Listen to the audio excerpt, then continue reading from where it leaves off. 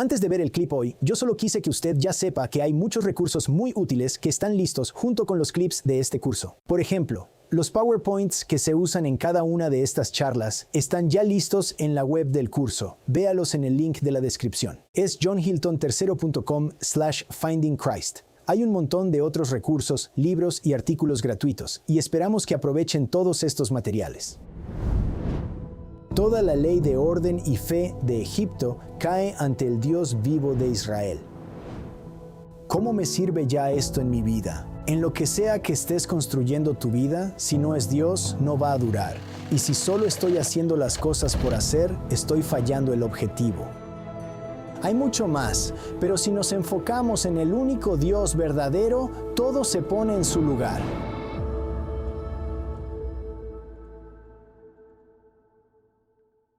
Imagina que tienes 14 años y vives en el antiguo Egipto. Esta noche no es como cualquier otra noche. Más temprano en el día, viste a tu padre pintando con sangre, en el marco de la puerta. Dentro de la casa, tu madre está asando un cordero y el olor llena la habitación. Se mezcla con pan sin levadura que tu madre preparó apresuradamente hoy. Estás sentado junto a tu hermano mayor, que es el primogénito. Está callado, agarrando tus manos. Todos esperan. Te dijeron que la sangre te protegerá. La noche avanza y escuchas un grito agudo en el aire. Luego otro más cerca. Parece que la muerte se mueve. Agarras la mano de tu hermano más fuerte. Muy pronto los gritos van cesando. La muerte ya pasó hoy. La sangre fue suficiente. Esto no es solo una historia en Éxodo, es un patrón para nuestras vidas. La sangre de Jesucristo es suficiente. La sangre no solo salvó a los israelitas de la muerte, los apartó para una vida con Él. Hoy, al estudiar Éxodo capítulo 7 al 13, veremos que hoy nosotros igual ya somos santos por la sangre del Cordero para vida en el Cristo. Y hablaremos de esto desde 5 perspectivas. Primero, libertad para adorar. No se puede hablar de Éxodo sin mencionar la actuación de Charlton Heston en Los 10 Mandamientos. ¿Recuerdas un momento famoso? Dejad ir a mi pueblo. Me encanta este clip. Dejad ir a mi pueblo. Mas si Timothy Keller lo dice, ya es solo medio tema. Si fueras al versículo real de las Escrituras, verías que parte de él falta. El Señor dice, dejad ir a mi pueblo para que me adore. Hollywood no incluyó esta segunda línea en la película. Este patrón ocurre una y otra vez. Continuamente Dios dice, dejad ir a mi pueblo para que me adore. Él dice, ¿cuánto tiempo te negarás a someterte a mí? Dejad ir a mi pueblo para que me adore. Dios no solo estaba enviando a su pueblo escogido al desierto para vagar sin rumbo. Tenía un propósito para ellos, y ese propósito era adorar. Me recuerda algo que el Elder Bednar ha enseñado a menudo. El conocido himno Haz el bien. Se llama Haz el bien por una razón. El Elder Bednar dijo, según el plan del Padre, hemos recibido libre albedrío para buscar y actuar de acuerdo con la verdad eterna. La verdadera libertad no es solo hacer lo que queremos, es elegir hacer lo que Dios quiere. Dios sacó a los israelitas de Egipto para poder llevarlos al pacto. Es lo mismo para nosotros. A veces pensamos, tengo que deshacerme de estos pecados, liberarme de la esclavitud del pecado. Hay algo de verdad en eso. Pero eso es solo parte de la historia. También vamos a adorar. Para los que ven esto en el plan de Mate, bien diré hoy que ser libre no es resta. Lo que dejamos atrás es suma. Con quienes caminamos no es solo dejar Egipto, es encontrar a Cristo en el monte. Es por eso que el Señor sigue diciendo una y otra vez, dejad ir a mi pueblo para que me adore. Ahora quiero hacer una pausa por un momento. Es un concepto simple, pero poderoso. ¿Qué significa esta idea de no solo dejar Egipto, sino ir hacia la adoración? ¿Qué significa para ti? En tu vida, Para mí, adorar es un proceso diario. Si me vuelvo un poco más como Jesucristo mañana, un poco más esos pequeños incrementos, eso es lo que es la verdadera adoración. Para mí, es convertirme en el ser que realmente estoy adorando. Gracias. Parte de avanzar para adorar a Cristo es recordar que adoramos a un Dios por encima de todos los dioses. Faraón va a saber esto por las malas, pues pese a los tantos ruegos de Moisés, Faraón se niega a dejar ir a su pueblo. Faraón dice, ¿y quién es ese señor? ¿Por qué tendría que escucharlo y dejar ir a Israel? Yo no conozco a ese tal Señor y no dejaré que Israel se vaya. Solo piensa en esa frase. ¿Quién es el Señor? Faraón no era ateo. No es como si dijera que no cree en Dios. Cree en muchos dioses y cree que sus dioses son más poderosos que el Señor. Muchos comentaristas bíblicos han notado que si miras las diferentes plagas que están por suceder, casi parecen desafiar a diferentes dioses egipcios, mostrando que el Dios de Moisés es más poderoso que cualquiera de ellos. Por ejemplo, la primera plaga, convertir el Nilo en sangre. El Nilo era sagrado.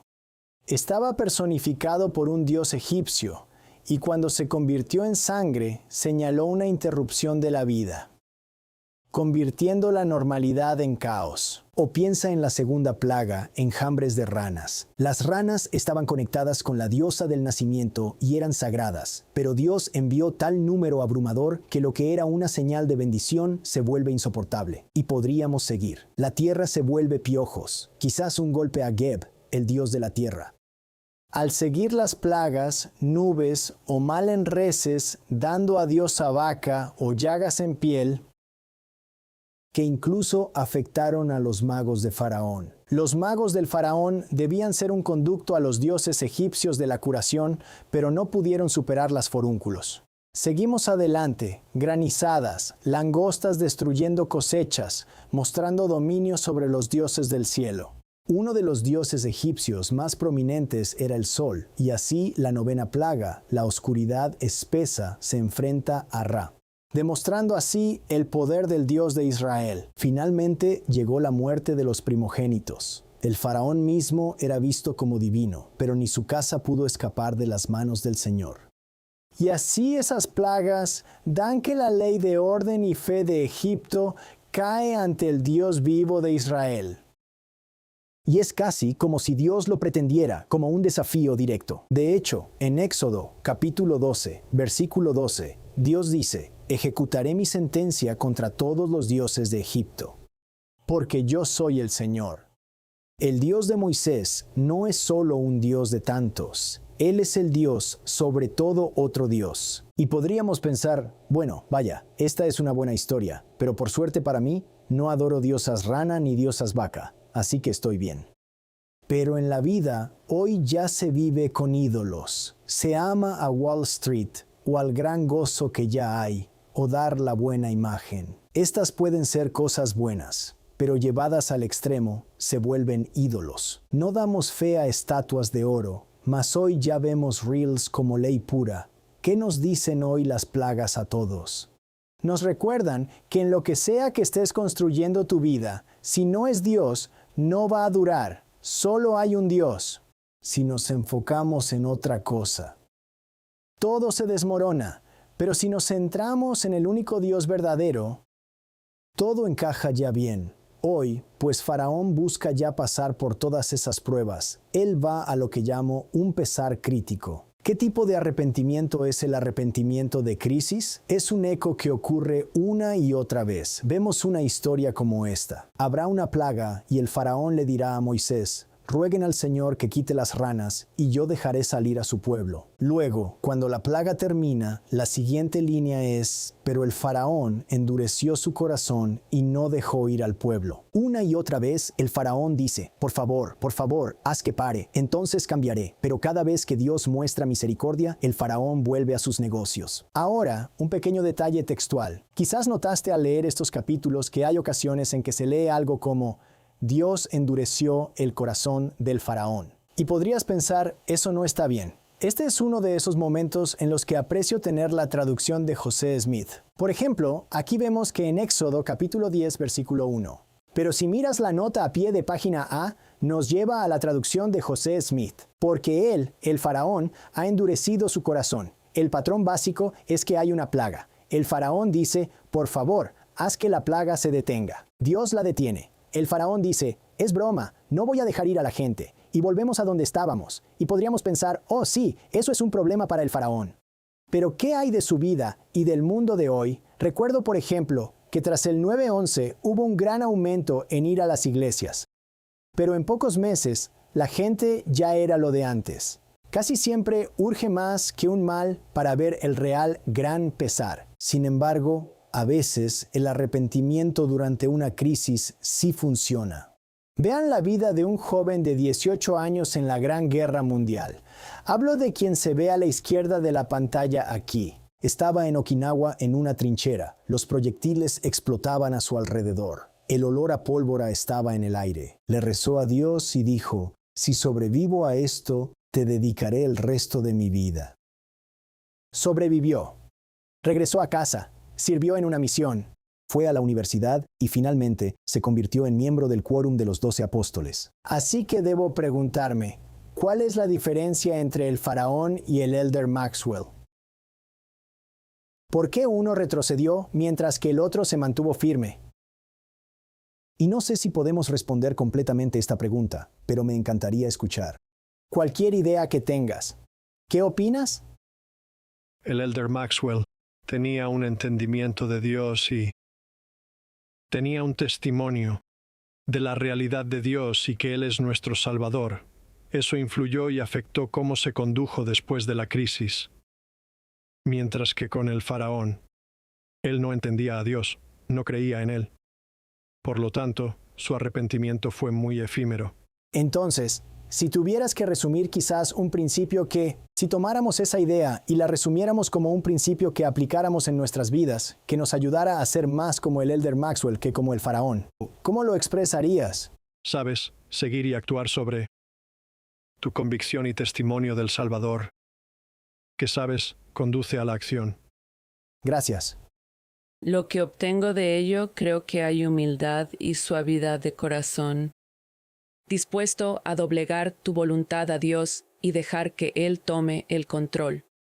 Gracias. Entonces, aquí hay una pregunta difícil para pensar. Si estoy en medio de un arrepentimiento de crisis, ¿cómo ablando mi corazón? ¿Cómo llego a ser más como el Elder Maxwell y menos como el faraón? Bueno, tuve una experiencia personal que me ayudó a aprender algo así. Tuve 7 cirugías diferentes y empecé a tener mucho miedo como, de acuerdo, puede que no lo logre. Y fue entonces cuando empecé a pensar, ¿puedo encontrarme con mi Dios con este corazón de piedra? ¿Realmente puedo encontrarme con Él? Entonces empecé a pensar más profundo en mi alma, ¿quién soy yo? Y fue entonces cuando comencé a cambiar y mi corazón de piedra se ablandó. Y empecé a estar agradecida por todo lo que tenía y por mi vida. Bueno o malo, lo que fuera, estaba agradecida y empecé a ver alegría. Vaya, gracias por compartir eso con nosotros. No sé todas las razones de la diferencia, mas yo pienso si parte de esto fue por el afán del Elder Maxwell de dar su vida a Dios, dar su ser ya del todo. Pero sea cual sea la razón de la diferencia entre el Elder Maxwell y el faraón, creo que este choque nos dice que la obediencia se pone a prueba en momentos de comodidad. Es fácil obedecer cuando la espalda está contra la pared, cuando vence el alquiler, cuando no queda esperanza. Pero cuando todo va bien, ¿qué hacemos entonces? ¿Recordamos ese corazón sensible? La fidelidad se demuestra en la calma. El Elder Neil A. Maxwell enseñó, estamos en manos del Señor y debemos rendirnos a Él según sus condiciones, no las nuestras. Es una rendición total sin negociación, es ceder sin condiciones previas. Si de verdad confiamos en Dios, ¿por qué no someternos a su amorosa omnisciencia? Al ya estar muy marcados con la sangre del Cordero, nos damos del todo a Dios. Así que, mientras las plagas seguían intensificándose, el Señor llamó a los israelitas a celebrar 2 festivales que los judíos aún celebran hoy. Uno de ellos, que probablemente conoces, es la fiesta de la Pascua. Pero antes de hablar de la Pascua, hablemos de la fiesta del pan sin levadura. Ahora, probablemente ya sepas que levadura significa levadura, y es un ingrediente clave para hacer pan. Es lo que hace que el pan suba. Pero el Señor dijo que en esta ocasión, el pan que coman debe ser hecho sin levadura desde la tarde del día 14 del primer mes hasta la tarde del día 21 del mes. Durante esos 7 días no debe haber ni rastro de levadura en sus hogares. Cualquiera que coma algo hecho con levadura durante esta semana será cortado de la comunidad de Israel. Donde quiera que vivan, coman solo pan sin levadura. Cuando viví en Israel durante un año, durante la fiesta del pan sin levadura, nos alojábamos en un hotel en esa época. Era un hotel kosher. Así que noté que la comida era muy diferente esa semana. Ahora, ¿por qué se les pidió que comieran pan sin levadura? Había una razón física. Cuando los israelitas salieron de Egipto, se fueron deprisa. Leímos que todos los egipcios apresuraban al pueblo de Israel a que abandonara la tierra cuanto antes. Entonces, los israelitas se llevaron su masa de pan sin agregarle levadura. Y más tarde, en el libro de Deuteronomio, cuando el Señor discute la fiesta del pan sin levadura, dice: durante 7 días prepararás sin levadura el pan que comas, tal como cuando saliste de Egipto con tanto apuro. Come ese pan para que recuerdes toda tu vida el día que saliste de Egipto. La fiesta del pan sin levadura nos enseña que cuando Dios habla, debemos actuar inmediatamente sin demora. Y si piensas en las Escrituras, hay muchas historias que muestran que puede ser fácil posponerlo. Por ejemplo, mujer de Lot dudó y vio atrás a Sodoma y Gomorra, aun si los ángeles pedían ya huir. En Lucas capítulo 9, Jesús invitó a algunas personas: síganme. Un hombre respondió: te seguiré, Señor, pero primero deja despedirme de mi familia. Otro hombre dijo: primero déjame volver a casa. Jesús respondió diciendo: nadie que mire atrás después de poner la mano en el arado es apto para el reino de Dios.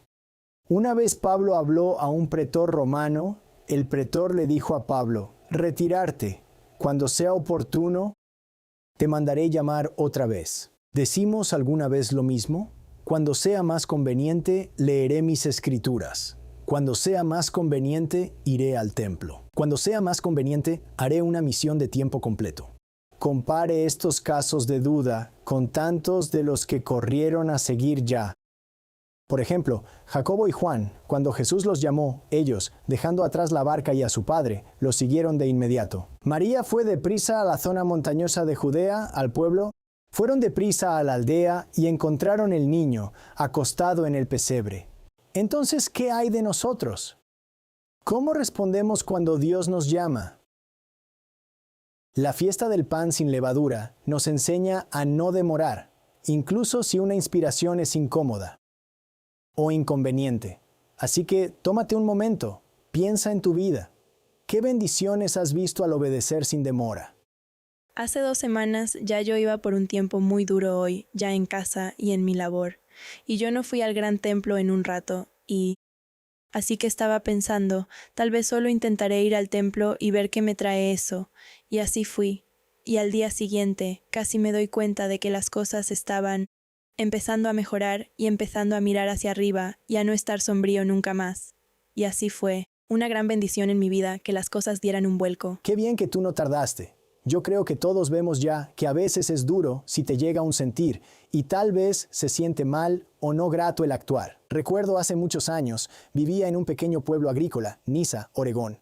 Y en ese momento, el estado de Oregón tenía una ley muy única, que era que nadie podía bombear su propia gasolina. Así que cuando ibas a la gasolinera, había un asistente que te bombeaba la gasolina. Así que estoy allí en la gasolinera un día. El chico me está bombeando la gasolina y el Espíritu Santo me dice: deberías preguntarle a este hombre si sabe algo sobre la iglesia. Y yo, bueno, es algo raro, pero ya sabes, hay que ir sin dudar ya hoy. Así que solo dije: oye, ¿has oído hablar ya de la iglesia de Jesucristo de los últimos días? Él dijo: sí, sabes, acabo de mudarme a Niza, pero solía vivir en otro pueblo. Y cuando estaba allí, me reunía con los misioneros. Y yo dije: bueno, ¿te gustaría reunirte con los misioneros aquí? Y él dijo sí.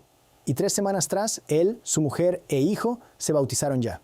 Yo fui muy feliz de oír ese sentir hoy, mas yo quiero ver ese gran relato con un relato más. Una vez que yo iba al culto y sentí el gran deseo de ir a ver a un joven de mi clase de seminario y ver bien por él y si él ya hoy quería ir al culto conmigo. Así que fui a su casa y llamé a la puerta. No respondió. Y ese es el final de la historia. A veces actuaremos sobre una inspiración y sucederá algo grandioso en nuestras vidas. Y decimos, oh, eso fue increíble. A veces respondemos a la sugerencia y no vemos el resultado que esperábamos. Pero de cualquier manera, doy fe de que somos bendecidos si no nos demoramos. Esa es una de las lecciones de la fiesta de los panes sin levadura.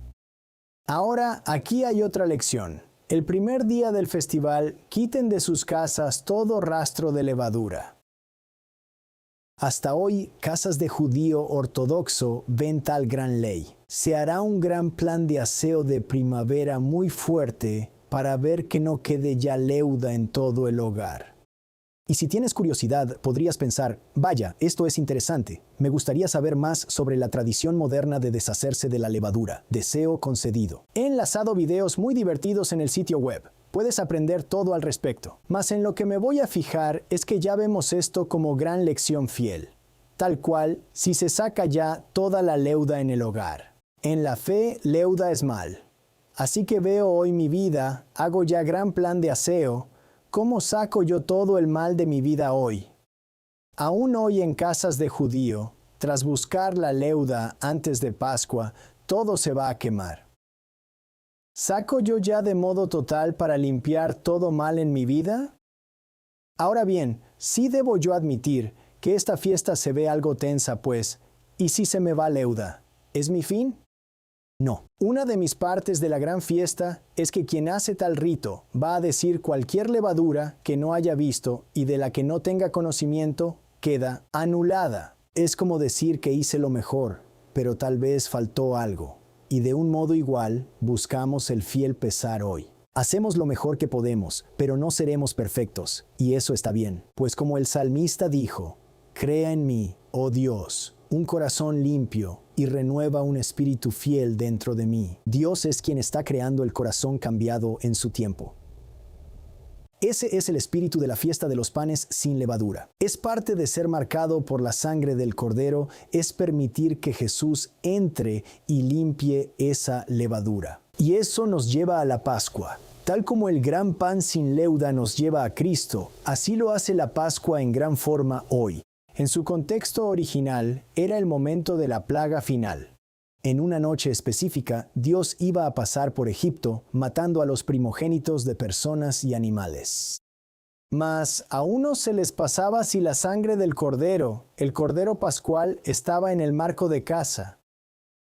Ahora, la sangre en los marcos de las puertas no era algo que continuaría año tras año, pero la fiesta de Pascua sí. El Señor dijo, recuerden que estas instrucciones son una ley perpetua que ustedes y sus descendientes deberán obedecer para siempre. Cuando entren en la tierra que el Señor ha prometido darles, seguirán celebrando esta ceremonia. Entonces, sus hijos preguntarán, ¿qué significa esta ceremonia? Y ustedes contestarán, es el sacrificio de la Pascua del Señor, porque Él pasó de largo las casas de los israelitas en Egipto. Ahora, podríamos preguntarnos razonablemente, ¿por qué no celebramos la Pascua hoy? Porque dice que estas instrucciones son una ley permanente. Bueno, avancemos en el tiempo más de 1000 años después de la Pascua. Jesucristo y sus discípulos están celebrando una comida de Pascua según Mateo, Marcos, Lucas y Juan. Casi con certeza todos los elementos típicos de una ceremonia de Pascua tuvieron lugar. Pero entonces Jesús hizo algo que no había sido parte de ninguna Pascua anterior. Tomó pan y dijo, este pan es mi cuerpo. Este vino es mi sangre del pacto que se derrama por muchos para el perdón de los pecados. Así que cuando participamos del sacramento hoy, podemos recordar no solo la última cena, sino también la Pascua. Jesús ya iba a ser el gran y fiel Cordero Pascual hoy, y hay muchos modos en los que vemos a Cristo como gran tipo en la Pascua. Y mucho de esto se ve en el Evangelio de Juan. Vamos a ver. Primero, piensen en el rol de Jesús como el Cordero de Dios hoy. Para muchos, esto es solo un gran título para Cristo. Pero de hecho, en los Evangelios, tal nombre solo sale ya en Juan, cuando Juan el Bautista dice, miren, el Cordero de Dios, que quita el pecado del mundo. Miren, ahí está el Cordero de Dios. Es un modo en que podemos ver bien a Cristo como Cordero Pascual, Una segunda es el hecho de que Jesús era un cordero sin mancha. Recuerdan que en Éxodo 12 dice que el animal que se escoja puede ser un cordero o un cabrito de 1 año y sin defecto. En el Evangelio de Juan, Jesús es llevado ante Pilato. Y Pilato dice, no encuentro base para un cargo en su contra. Jesús está sin culpa, haciendo eco del requisito para un cordero de Pascua. Ahora, este próximo es un poco intrincado, pero para mí es realmente interesante. Tiene que ver con el momento del sacrificio. Así que en Mateo, Marcos y Lucas, la última cena es una comida de Pascua. Pero en Juan es diferente. Está claro en Juan que hay una última cena, pero no es la Pascua. Porque tras la última cena, tras Getsemaní al otro día, leemos ya que Jesús de la casa de Caifás al palacio del gobernador romano, como ya amanecía. Los judíos no entraron en el palacio, pues de hacerlo se contaminarían ritualmente y no podrían comer la Pascua. Entonces, pueden ver en este pasaje, es muy claro que la Pascua está en el futuro, no está en el pasado. Eso es aún más claro unos versos atrás, en donde leemos, era el día de preparación de la Pascua. Ahora, aquí hay una idea interesante. Filón, que es casi un coetáneo, quizá escribiendo hacia 40 o 50 d.C., dice que comenzando desde el mediodía hasta el atardecer, se sacrifican incontables millares de víctimas. Comparen eso con lo que aprendemos del Evangelio de Juan. Era el día de preparación de la Pascua, eran como el mediodía. Dijo Pilato a los judíos, en otras palabras, Cristo es juzgado y va a la cruz justo al tiempo en que ya matan corderos pascuales en el templo. Es un recordatorio poderoso de que Jesús es el Cordero de Pascua. Otro detalle sutil es el hisopo. ¿Recuerdas la sangre en los marcos de las puertas en Éxodo 12? ¿Pero notaste que era específico que debía ser un manojo de ramas de hisopo para usarlo como pincel? Cuando Cristo estuvo en la cruz, dijo, «Tengo sed», y había una vasija de vinagre agrio allí. Empaparon una esponja en el vinagre, la pusieron en una rama de hisopo y se la acercaron a la boca. El hisopo fue parte de la sangre salvadora en Egipto, y parte de Cristo, derramando su sangre por nuestra liberación. Tal vez lo más famoso o muy sabido de Cristo como Cordero Pascual es el no romper sus huesos. Es interesante el mandato de no romperle los huesos. La orden sobre el Cordero de Pascua era para después de matarlo. Tampoco se quebrará ningún hueso. En la cruz los soldados romanos querían acelerar la muerte. Rompieron las piernas de los ladrones a cada lado de Cristo. Pero al llegar a Cristo, lo encontraron ya muerto.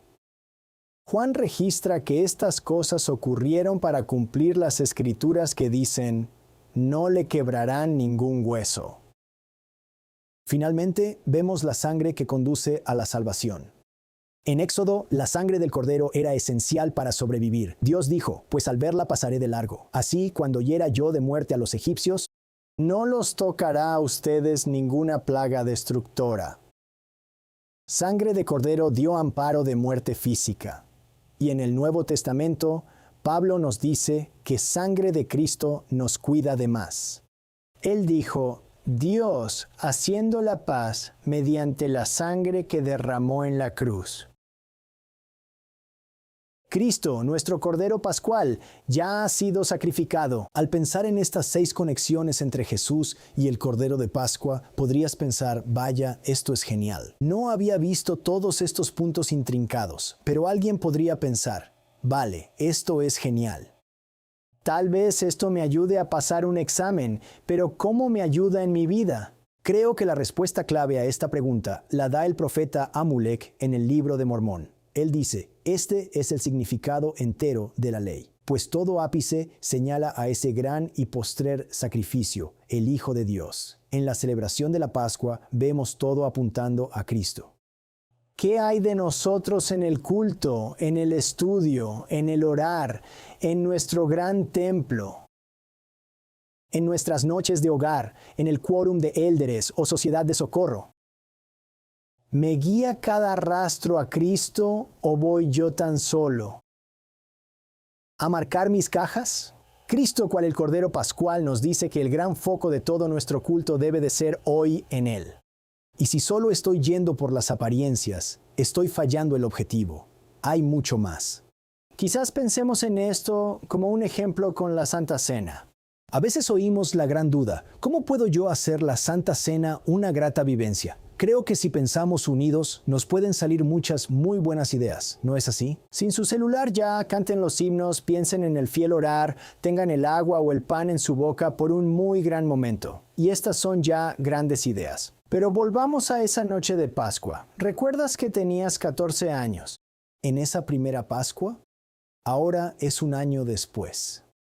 Tienes 15 años, has estado en el desierto por un año. Moisés le dice a la gente: vamos a celebrar la Pascua en el primer aniversario. ¿Te dices tú hoy mismo cómo hacer que esta Pascua sea una vivencia con más gran sentido? Mi amigo Stefan Tagger escribió un gran libro, Oídos para Oír, y voy a parafrasear una parábola que cuenta en este libro, que por cierto, recomiendo encarecidamente. Él dice: un hombre y su esposa llevaban 24 años casados. Al día siguiente sería especial. Su hija mayor iba a ser sellada en el templo. Mientras se preparaban esa mañana, el esposo miró a su esposa y le dijo: me pregunto cómo podemos hacer que hoy un día significativo. Ella lo miró raro y continuaron con su día. Un año después hubo otro evento maravilloso. Su hija mayor dio a luz a su primer nieto. Mientras iban al hospital a ver al bebé, el esposo miró a su esposa y dijo: me pregunto cómo hacer de esto una experiencia significativa. Pasó algún tiempo y la madre del hombre estaba a punto de fallecer. Mientras se preparaban para ir al aeropuerto a visitarla por última vez, el esposo le dijo a su esposa: es la última vez que veré a mi mamá en vida. Me pregunto cómo hacer de esto una experiencia significativa. La esposa le dijo: ¿sabes? Cada vez que dices eso, pienso, no entiendes realmente lo que pasa aquí. ¿Recuerdas a Jesús caminando por un camino, encontrándose con 10 leprosos pidiendo ser sanados? Jesús sanó a todos los leprosos. 9 se fueron, pero uno corrió hacia Jesús, cayó a sus pies y lo adoró. ¿Crees que ese leproso se estaba preguntando: ¿cómo puedo hacer de esta una experiencia verdaderamente significativa?